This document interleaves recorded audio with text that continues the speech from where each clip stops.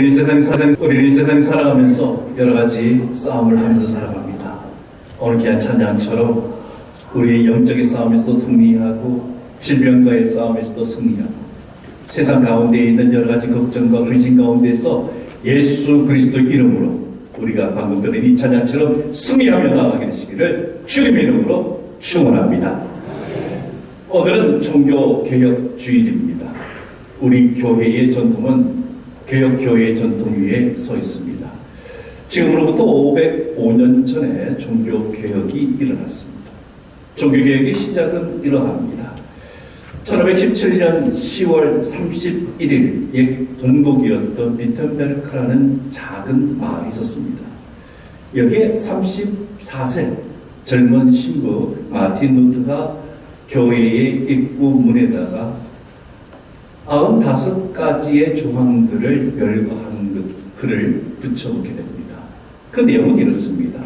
로마 천주교가 잘못된 교리와 가르침이 어떤 것인가, 또 얼마만큼 천주교가 타락되어져 있는가, 부패하였는가, 면죄부 판매가 과연 성경적으로 옳은가 하며 반대하는 성명의 글을 발표하게 됩니다.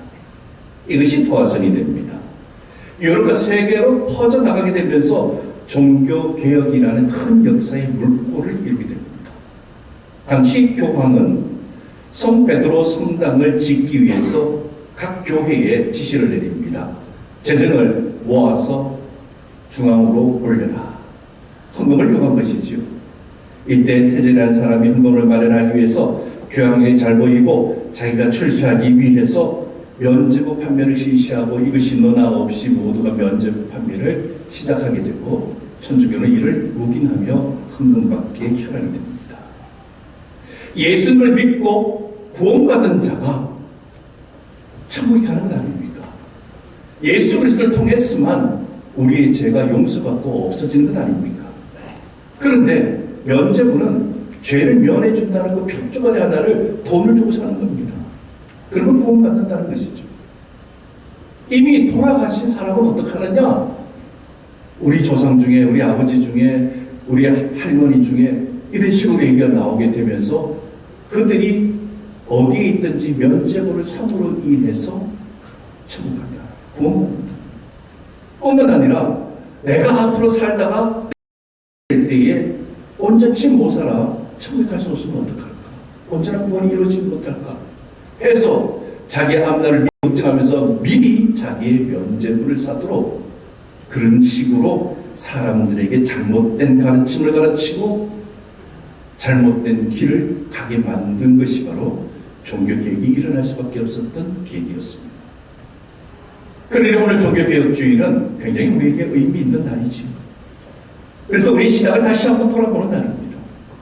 그래서 내가 주님 앞에 다시 한번 세워놓고 우리 신앙이 올바른가 점검하는 시간, 내 신앙의 개혁을 다시 한번 이루어내는 시간. 그래서 하나님께서 원하시는 개혁 신앙인들이 우리 모두가 되기를 바랍니다. 저와 함께 계시는 분을 한번 인사를 나누겠습니다. 신앙의 개혁을 이룹시다. 그래, 신앙의 개혁을 이루어야 되는데 우리는 잘 알듯이 물이 고이게 되면은 어떻게 됩니까? 색이 변하고 냄새가 나고 섞이면 되는 거죠. 우리 신앙은 계속 하나님의 은혜를 받고 흘려보내고가 계속 이루어져야지 우리 신앙이 건강해지는 겁니다. 막히면 안 되고 고이면 안 되는 겁니다. 그러니 우리 개혁교회 전통에 서 있는 우리들은 언제나 자기를 쳐서 신앙의 개혁을 이루는 것, 이것이 하나님의 뜻인 줄 알고 우리 신앙을 변화시키고 바꾸고 개혁하는 일에 주저함이 없게 되시기를, 그래서 우리가 개혁 신앙인의 삶을 항상 날마다 살게 되시기를 주님의 이름으로 축원합니다. 오늘은 우리가 종교개혁자 중에서 한 분을 살펴보고자 합니다. 좀 생소한 이름일 수도 있어요. 그런데 굉장히 중요한 사람입니다. 종교개혁의 기틀을 마련하신 분 중에 한 분이시면 영향력이 큽니다. 얀후스라는 분이십니다. 오늘 얀후스에 대해서 살펴보면서 은혜를 받고자 합니다. 먼저 그의 생애를 보면 이렇습니다. 얀후스는 어느 나라 사람이냐 하면은 체코 사람입니다. 옛날에 보헤미아라는 그 나라지요. 지금은 동유럽에서 벗어나서 자유민주공화국을 이룬 나라가 체코입니다. 수도는 프라하라는 곳입니다. 여행을 많이 가는 곳이죠. 면적은 우리나라의 크기에 비하면 한 80% 정도. 우리나라보다 조금 작은 나라고 인구는 한 1000만 명쯤 되는 나라입니다. 경제 순위는 세계 34위로 무시할 수 있는 나라는 아닙니다. 지리적으로 보면은 서쪽으로는 독일이 있고요. 그리고 북동쪽으로는 폴란드가 있고 남동쪽으로는 슬로바키아가 있고 동남쪽으로는 이 오스트레일리아가 있는 나라입니다. 그리고 그 동유럽의 나라들이 옹기종기 모여있는 그런 곳입니다. 이 나라가 1968년도에 알렉산드로 드브츠크라는 사람이 공산주의 혁명을 일으킵니다. 그러면서 그 나라가 공산주의화가 되지요. 그러다가 20년이 지난 1989년에 민주화의 물결이 몰아닥칠 때에 벨벳 혁명을 통해서 다시 자유를 얻게 됩니다. 그리고 체코와 이 슬로바키아 두 나라가 합쳐서 우리가 예전에 알고 있었던 체코슬로바키아라는 이름으로 불려진 나라이기도 합니다. 근데 이 나라들이 다시 합쳤다가 갈라지게 됩니다. 지금은 체코공화국, 슬로바키아 공화국 이 두 공화국으로 나눠져 있습니다. 이런 나라에서 지금으로부터 한 600년 전에 얀후스라는 분이 사셨다라는 겁니다.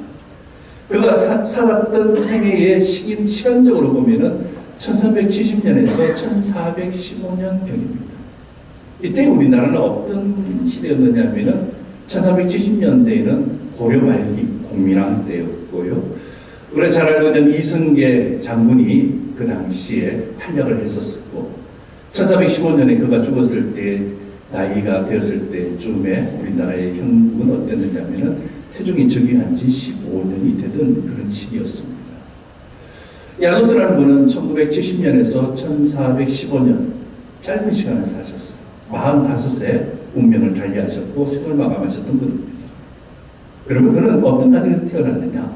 체코 서부에 있는 가난한 농부의 아들로 태어났습니다.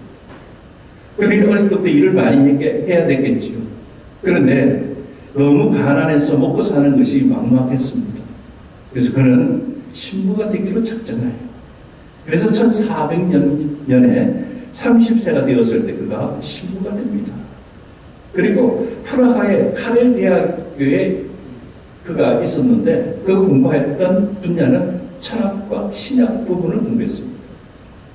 그가 머리가 비상하였고 얼마나 학식이 뛰어났던지 학자로서의 명성을 날리게 됩니다. 산전수업을 받은 후 2년 동안 세인트 마이클 처치 그 교회에서 설교를 하고 1402년경에는 베를린 채플교회에서 목회를 하게 됩니다. 이런 야누스가 결정적인 영향을 받은 사람이 있었는데 존 위클리프라는 분한테 영향을 받게 됩니다. 이분은 영국인데 성경 중심, 우리는 성경을 떠나서는 안 되고 성경을 기초로 해서 살아야 된다. 그렇게 말하면서 그가 처음으로 영어로 된 성경 번역본을 만들어냅니다. 1381년도이죠. 그분이 영향을 받게 됩니다. 그러면서 가톨릭 천주교를 다시 바라봅니다. 그랬더니 천주교에 안에 있었던 부패되는 것, 그것은 바로 잡아야 되지 않겠나 하는 강한 소명감, 사명감을 가지게 됩니다. 그래서 1409년에 39세가 되어서 프라하 카렐 대학교의 총장이 됩니다. 자기에게 주어진 위치와 권력을 남용하는 사람도 있지만은 그 위치에서 올바른 일 그리고 필요한 일을 하는 것도 굉장한 능력이지요. 그가 자기 위치에서 만족하며 산 것이 아니라 이때야말로 자기가 총장으로서 할 수 있는 일을 해야 되겠다 하여서 개혁의 불을 당기게 됩니다. 말씀 중심으로 이 천주교의 부패를 비판하죠. 그러면서 나라 전체의 영향을 미치기 시작합니다. 그 놀라운 것은 그가 새로운 것을 시도하는데 어떤 것이었느냐 하면은 당시의 천주교회에서는 설교를 할 때에 로마 카톨릭의 사제들이 썼던 단어 라틴어로 설교를 했어요. 그러니까 체코 사람들이 앉아있는데 라틴어로 설교를 하면 앉아있는 사람이 알아듣느냐? 못 알아들어요. 무슨 말인지 몰라 그냥 눈만 껌껌 하고 있는 거예요. 찬송도 마찬가지고 모든 것이 라틴어로 시작되고 미사가 끝나게 돼요. 그러니 얼마나 허망합니까? 그런데 교회 오지 않으면 구원받지 못할까봐 교회들이 그래도 교회를 오는 말도 안 되는 시대였습니다. 이때에 야누스가 자기가 체코 사람이니 체코어로서 설교를 하게 됩니다. 그 당시에 없었던 일이에요. 그리고 그가 체코어로 된 찬양을 부르게 됩니다. 그러니 알아듣지 못하고 눈뜬 바보처럼 멍하니 있던 사람들이 눈이 열리기 시작하는 겁니다. 무슨 말인지를 알아듣고 무엇을 찬양해야 되는지를 알게 되니 그들의 심령에 성령께서 감동을 주시면서 성령의 역사가 일어나더라는 겁니다. 그래서 많은 사람들이 교회로 몰려들게 됩니다. 그러면서 이 폭발적인 반응에 의해서 그 당시에 성도의 수가, 교인 수가 3,000명으로 급증하게 됩니다. 그래서 베들레헴 체플 이 교회에서 가장 큰 예배당으로서 그 동유럽에서 아주 명성을 높이는 일을 이루어내게 됩니다. 1312년 얀 후스는 지속적인 종교개혁 활동을 하죠. 근데 이것을 가만히 지켜보고 있던 교황청은 잘한다고 격려해 주는 것이 아니라 자기들이 원하는 방법과 다르게, 자기들이 정해놓은 것과 다르게 가니 마음이 불편하고 미움을 사게 됩니다. 그래서 가만히 놔둬서는 안 되겠다. 파문을 시킵니다. 출교를 합니다. 너는 이제 사제가 아니야. 너는 더 이상 교회에 있을 수 없어. 쫓아내게 되는 것이죠. 그 후에 각 지역을 돌아다니면서 야누스가 무엇을 하였느냐면 순회 설교를 하면서 다닙니다.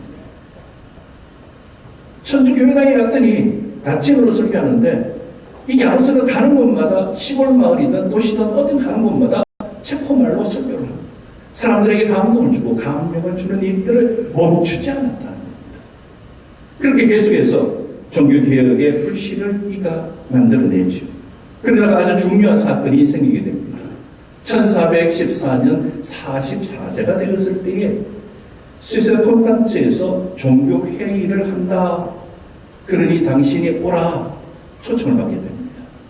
야누스의 동료들은 가지 말라. 종교회의 가게 되면 당신은 반드시 죽을 수밖에 없을 것이다. 교황측이 어떤 사람들이냐, 천주교의 사제들이 어떤 사람들이냐, 당신은 그냥 놔두지 않을 것이다. 만류했습니다. 붙잡았습니다. 그런데 야누스는 생각이 달랐습니다. 내가 가서 그들과 대화하고 성령께서 나를 도와주시면은 그들이 변하게 될 것이다. 나를 이해하게 될 것이고 천주교도 바뀌게 될 것이다. 라고 판단했습니다. 그리고 종교회의에 출석을 하게 되지요. 그러면 그 일이 그 다음에는 어떻게 되었을까? 야누스가 오스트레일리아로 가서 콘스탄츠에 갔을 때에 회의장에 도착하자마자 그는 바로 체포되게 됩니다. 종교회의는 빌미였고 거짓이었습니다. 아주 가락한 수법으로 그를 잡기 위한 덫이었습니다. 감옥에 갇히고 그가 고문을 당합니다.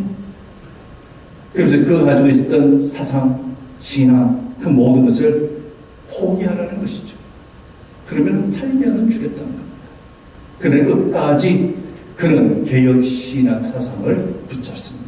고수하게 됩니다. 믿음을 끝까지 놓지 않고 지킵니다. 그러자 얼마 지나지 않아서 1410년에 화형형을 당하게 됩니다. 야누스가 화형을 시킨다. 사람을 장작에 올려놓고 불을 지펴서 태워 죽인다. 얼마나 끔찍한 마음입니다. 그런데 야누스가 끝까지 자기 신앙을 포기하지 않으니까 어떤 꾀를 쓰느냐 하면은 화형으로 죽이기는 했는데 장작을 하나 놓고 타면은 그 다음에 또 하나를 놓는 거예요. 그런 식으로 사람을 매달아 놓고 화형을 시키는데 굉장히 긴 시간 동안 괴롭히면서 서서히 죽기만 했습니다. 그러면서 끝까지 그가 가지고 있는 신념을 포기하라는 거죠. 끔찍한 고문을 당하면서 이 야누스는 끝까지 신앙을 접지 않습니다. 성경의 가르침을 부인하지 아니하였고 그는 당당하게 순교의 길을 선택하게 됩니다. 이 일이 보고되자 교황 측이 발칵 뒤집어 치게 됩니다. 화가 난 교황이 십자군을 체코로 보내서 썰어버려라. 체코로 사람들, 군인들을 보냅니다. 전쟁을 벌입니다. 그러나 체코군이 야누스의 정신을 이어받아서 끝까지 승리하며 이 전쟁은 체코의 승리로 끝이 납니다. 체코는 이를 통해서 완전히 천주교로부터 벗어나게 되고 종교의 자유를 획득하게 됩니다. 그 다음에 이루어졌던 것은 뭐냐면은 교회가 개혁되니 사회가 그 다음부터 개혁되는데 그 당시에 철저했던 신분 제도가 철폐되기 시작했습니다. 그래서 현재 국가로 발돋움하는 기틀을 양후수가 만들어내었다라는 겁니다. 이렇게 지대한 영향을 주고 100년 후에는 종교개혁에 마틴 루터의 직접적인 영향을 주는 귀한 사람이 되었습니다. 그럼 여기서 우리가 하나 살펴볼 것은 야누스의 신앙관이 무엇이길래 대체 그것이 어떤 것이기에 그가 죽기까지 포기하지 않았을까? 어떤 고통이 오고 아픔이 오고 죽을 줄 알면 자기 입장을 바꾸잖아요. 유리한 쪽으로 얘기하게 되잖아요. 일반적인 사람이라면 얕은 깨를 쓸 수밖에 없고 그때와 지금의 말이 다르고 앞으로의 상황에 따라서 말이 달라질 것인데 야누스는 그렇지 않았습니다. 끝까지 신앙을 지켰는데 그의 신앙과는 크게 두 가지로 요약될 수가 있습니다. 하나는 성경관입니다. 솔라 스크리투라 해서 그의 성경관은 오직 성경만. 그런데 이것을 주장했습니다. 다시 말해서 하나님의 말씀인 성경이 교회의 권위 위에 있다. 우리가 듣기에는 너무 당연한 말 아닙니까? 성경의 권위 아래에 교회가 있어야 되는데 중세 때의 천주교는 그렇지 않았습니다. 성경 위에 교회가 있었다는 겁니다. 그래서 성경이 교회를 지배한 것이 아니라 교회가 성경을 지배하였기 때문에 자기들이 필요한 대로 해석을 만들어냅니다. 코에 걸면은 코걸이, 귀에 걸면 귀걸이. 자기들이 유리한 쪽으로 지배할 수 있는 방향으로 갔다는 거예요. 그래서 그 중에서 하나는 뭐냐면은 교황 무엇을이라는 게 있습니다. 교황은 무슨 일을 해도 무하다, 죄가 없다. 사람인데 죄가 없다. 하나님의 자리로 교황을 올려놓는 겁니다. 교황이 의지대로 모든 사람을 너는 천국, 너는 지옥 보낼 수 있다는 거예요. 무소불위에 그런 권위를 부여받은 것이 교황이라는 겁니다. 모든 사람들이 그에게 순종해야지만이 된다라는 것을 가르쳤다라는 겁니다. 그런데 이것은 하나님에게 속한 것이지 인간 교황에게 속할 수 없는 권한입니다. 그러나 교황은 지상의 하나님으로서 교황 그가 가지고 원하는 모든 것을 할 수 있었고 모든 것을 통치할 수 있었습니다. 그것을 교회가 가르쳤다는 거예요. 천주교회가 그렇게 타락해 갔습니다. 교황은 하나님의 말씀과 대등한 법을 내세울 수 있다는 것을 공부했습니다. 사도들의 전통 안에 있는 신앙도 교황이 그 위에 있기 때문에 교황이 원하면 사도들의 신앙조차도 버릴 수 있게 만들고 명령을 내릴 수 있게 만들었다는 겁니다. 교황이 꼭 법이요, 머리요, 전통이라는 것이죠. 당시에는 이런 교황과 천주교회를 대적할 수 있었느냐? 감히 대적할 수 없었습니다. 정치도 나라도 왕도 황제도 영주도 군주 모든 사람들이 교황의 권위 아래에 있었고 천주교 아래에 있었기 때문에 덤벼든다는 것은 상상할 수 없는 곧바로 죽음을 뜻하기 때문입니다. 그러나 야누스는 여기에 저항했습니다. 교황과 로마 천주교가 마음대로 성경을 해석할 수 없다. 그는 선언하게 됩니다. 우리는 올바른 성경과는 성령의 감동으로 우리가 말씀을 펼쳐볼 때에 성령 하나님께서 우리에게 감동을 주심으로 말미암아 그 말씀 성경 자체가 우리에게 해석할 수 있는 원리를 제공하여 준다. 그러니 오직 성경만이 우리를 인도하는 것이지 그 하나님과 우리 사이에 교황이 들어올 자리가 없다는 겁니다. 그렇기 때문에 성경을 읽고 암송하고 묵상하고 적용할 수가 있다라고 주장합니다. 그래서 오직 성경만을 통해서 하나님의 뜻에 도달하는 것이지 교황의 뜻에 의해서 하나님을 넘어서는 뜻에 우리는 순종할 수가 없다. 그가 이것을 가르쳤고 성도들에게 고면했으니 천주교가 싫을 수밖에, 교황이 죽일 수밖에. 그럴 끝까지 그는 오직 성경만. 성경을 대신할 수 있는 것은 아무것도 없다. 우리가 이 신앙을 그대로 받아 우리도 성경만이 최고의 권위인 것을 믿게 되시기를 주님의 이름으로 축원합니다. 두 번째 야노스는 어떤 신앙관을 갖고 있었냐면 진리관입니다. 무슨 말씀이냐? 예수 그리스도의 중심에 진리관을 가지고 있었던 겁니다. 성경 말씀의 주제는 예수 그리스도라는 겁니다. 구약을 볼 때에도 예수 그리스도가 빠지면 우리는 무엇이 되느냐면 유대교가 됩니다. 그렇죠. 우리는 성경을 볼 수 있는 모든 기준은 예수 그리스도. 구약을 볼 때에도, 창세기를 볼 때에도, 시편을 볼 때에도, 말라기를 볼 때에도 우리는 예수 그리스도가 거기에서 어떠한 역할을 하는지 예시되고 예고되어져 있는 부분, 예수가 연결되어 있는 부분을 찾아내지 않으면 우리는 그 순간 이단 사상이 되는 것이요 유대교의 사상이 되어버리고 만다는 거예요. 그러니 우리가 예수 그리스도 중심으로 신구약을 보는 겁니다. 그래서 우리가 유대교가 되지 않는 겁니다. 또 하나, 주님께서 우리를 구속하신 하나님의 아들이시고 십자가에서 죽으셔서 뿐만 아니라 부활하신 분, 이 진리관을 우리는 분명히 가지고 있습니다. 만약에 여기에 흠집이 나거나 잘못되면, 거짓이 들어오게 되면, 거짓 가르침이 되게 되면 예수님 자리에 누가 들어오냐? 사제가 들어오고 교황이 들어오냐?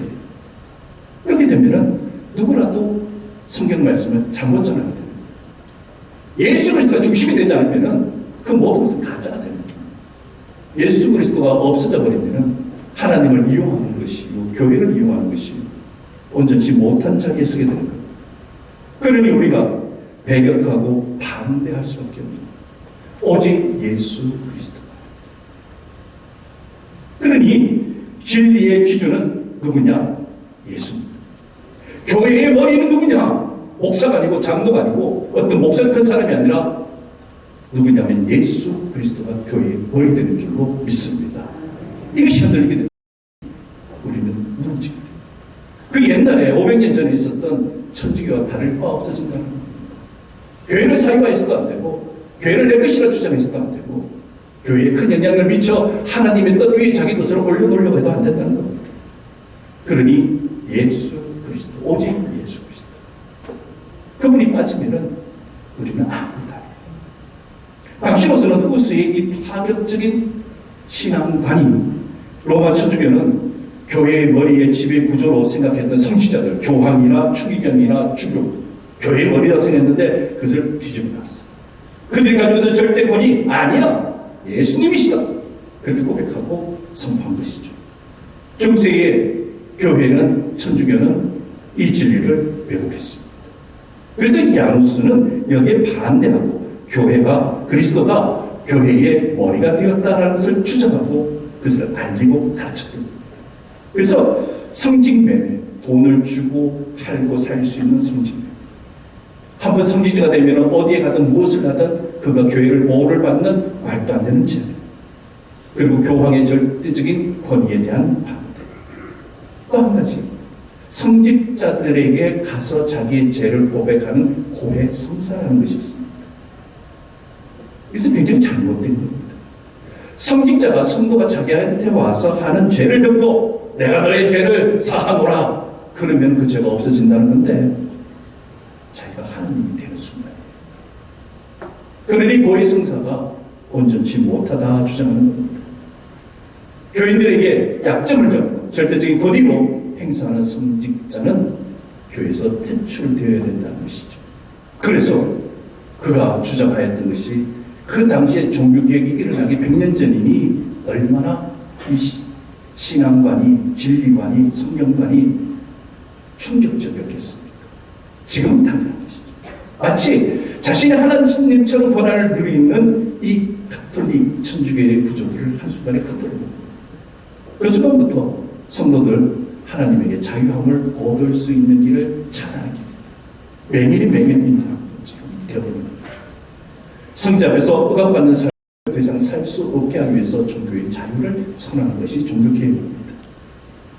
기억하십시오. 우리의 죄를 용서해 주실 분은 단 한 분밖에 없어요. 누구냐? 예수 그리스도이십니다. 성당의 신부가 우리의 죄를 용서해 준다? 거짓말이에요. 자기 죄도 구 못 받으면서 누구를 도와줍니까? 주님만이 우리의 중심이고 주님만이 우리의 기준입니다.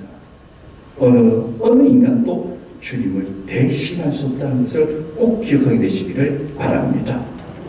이제 말씀을 정리합니다. 야노스의 종교개혁은 마틴 루터의 종교개혁보다 100년 앞서서 시작했다. 유럽 전역에는 퍼지지 못했습니다. 그 이유는 체코의 언어가 조금 폐쇄적이었기 때문에 많은 사람들이 이해하지 못하는 언어였다는 것. 그것이 단점이었죠. 그래서 유럽과 세계로 종교개혁의 영향력이 확대되지 못한 안타까움이 있었습니다. 그러나 야무스는 종교개혁의 밑거름을 제공하신 분이십니다. 그렇기 때문에 우리는 종교의 자유와 영적인 자유를 우리에게 안겨주고 그 길을 제시해준 양구수 목사님을 기억해야 합니다. 사랑하는 성도 여러분, 우리는 우리 신앙이 오직 성경만 우리 삶의 중심이 되어야 됩니다. 다른 것이 우리의 중심이 되면 우리는 현란한 세상에 속아는 겁니다. 장로님 아까 기도하는 내용 그대로 이태원에서 만성절 할로윈 데이에 어찌 그렇게 많은 사람이 죽는지 안타까운 일합니다. 영상을 보셨겠지만 사람들이 타타타 붙어가지고 어떻게 할 수 없는 그냥 흘려다닙니다. 그러다가 누군가 하나 넘어지니까 그 위에 넘어지고 압사당해서 죽었다는 것이 2022년에 살고 있는 우리에게 이게 말이 되는 얘기입니다. 우리 중심은 세상의 문화와 세상의 것을 쫓아가기에 급급한 것이 아니라 우리는 예수 그리스도가 우리 삶의 중심이 되어야 되는 줄로 믿습니다. 그리고 교회는 예수 그리스도가 교회의 머리시라는 모든 신구약을 통틀어서 예수 그리스도를 관통하지 않고서는 그 모든 것은 온전하지 못한 신앙이라는 것을 기억하시면서 오직 예수 그리스도만, 오직 성경만이 우리가 주님 앞에서 자유를 얻을 수 있는 것이고 우리를 굳건히 하는 것이니 우리 신앙이 다시 한번 종교개혁의 주의를 맞이해서 개혁신앙으로 바뀌어지게 되시기를 주님의 이름으로 축원합니다.